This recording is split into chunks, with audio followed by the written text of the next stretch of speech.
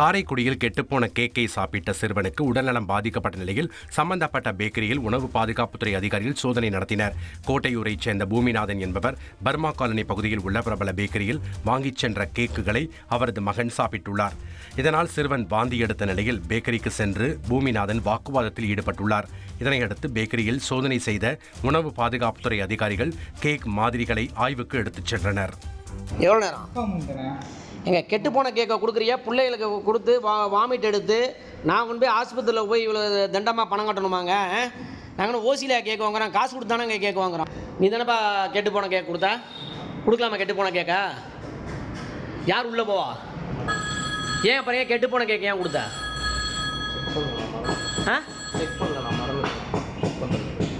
ஒரு நாள் சாப்பிட முடிஞ்சா அந்த கேக்கா? ஏன் நீ ஏன் சாப்பிட மாட்டேன்ட்ட? நீ ஏன் அந்த கேக்க சாப்பிடல?